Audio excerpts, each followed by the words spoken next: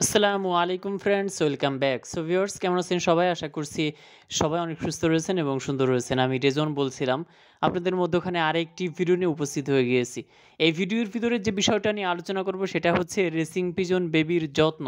খুবই গুরুত্বপূর্ণ। অনেকে আপনারা এই সময়টাতে কবুতর ফ্লাই করাচ্ছেন, লোকেশন চিনাচ্ছেন।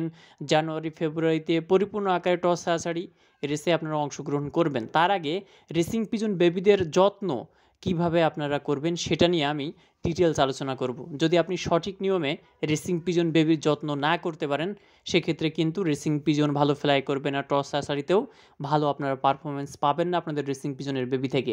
এজন্য রেসিং পিজনের বেবির যত্নটা আপনাকে জানতে হবে যে কিভাবে প্রপার ওয়েতে রেসিং পিজন বেবিদের যত্ন করতে হয়। সো সম্পূর্ণ ভিডিওটা কন্টিনিউ করবেন আর অবশ্যই আমাদের চ্যানেলটি সাবস্ক্রাইব করে রাখবেন যাতে করে নতুন নতুন ভিডিওগুলি আপনারা সবার আগে পেয়ে যান। আর যারা সাবস্ক্রাইব করে আমাদের সঙ্গে আছেন, thank you so much. Racing pigeon সম্পর্কে যদি আপনাদের কোনো প্রশ্ন থেকে থাকে অবশ্যই কমেন্ট করবেন। পরবর্তীতে আরেকটি ভিডিওতে আপনাদের প্রস্তুত দেওয়ার চেষ্টা করব ইনশাআল্লাহ। সো ফ্রেন্ডস, স্ক্রিনে দেখতে পারতেছেন কিছু বেবি। এর আগে আপনারা এক পেয়ার সবজি দেখেছেন, এখানে আরও কিছু বাচ্চা দেখতে পারতেছেন আলহামদুলিল্লাহ। সো আমরা সারা বাংলাদেশে রেসিং পিজনের বাচ্চাগুলো সেল করে থাকি। আমাদের কাছ থেকে যারা রেসিং পিজনের বেবি নিয়ে থাকে তারা কিন্তু সার্বিক সহযোগিতা পেয়ে থাকেন যে কীভাবে কবুতর লালন পালন করবেন, কোন খাবার দিবেন, কোন ট্রিটমেন্ট নেবেন এবং কীভাবে কবুতরের লোকেশন চিনাবেন, টস ছাড়াছাড়ি কীভাবে করবেন, এগুলো কিন্তু আমরা তাদেরকে জানিয়ে থাকি যারা আমাদের কাছ থেকে রেসিং পিজনের বেবি নিয়ে থাকেন। যতদিন পর্যন্ত তারা কবুতর লালন পালন করবেন এই সহযোগিতা আমাদের কাছ থেকে কিন্তু তারা পান। সো শুধু তারা নন, যারা আমাদের কাছ থেকে কবুতর নেনও না, নতুন রেসিং পিজন সম্পর্কে জানতে চাই, তারাও কিন্তু আমাদের সঙ্গে কন্ট্যাক্ট করে হোয়াটসঅ্যাপ এবং ইমোতে। সারা বাংলাদেশে এই কবুতরের বাচ্চাগুলো আমরা বাইরে পাঠিয়ে থাকি। সো রেসিং পিজনের বাচ্চা যখন আপনারা কালেক্ট করবেন বা রেসিং পিজনের বাচ্চা যখন আপনার ঘরে জন্মগ্রহণ করছে, বেশ বয়স হয়ে গেছে, 1-1.5 মাস বয়স হয়ে গেছে, এখন রেসিং পিজন বেবিদের আপনাদের লোকেশন চিনাইতে হবে।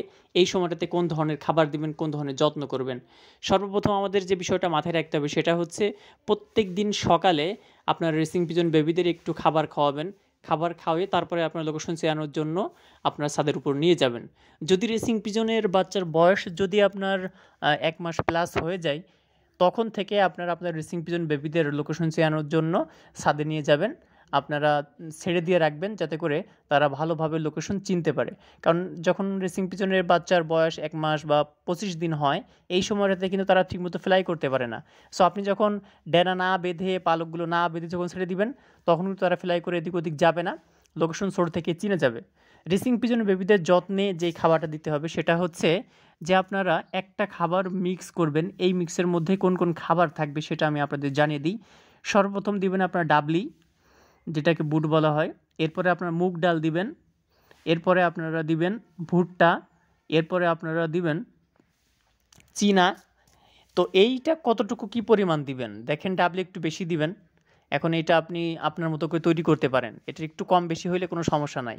গরমের মধ্যে তৈলাক্ত যে খাবারগুলো রয়েছে, যেমন কুসুম ফুলের বীজ, এটা সর্ব অবস্থায় দেওয়া যায়, শীতের মধ্যেও দেওয়া যায়, ঠান্ডার মধ্যেও দেওয়া যায়।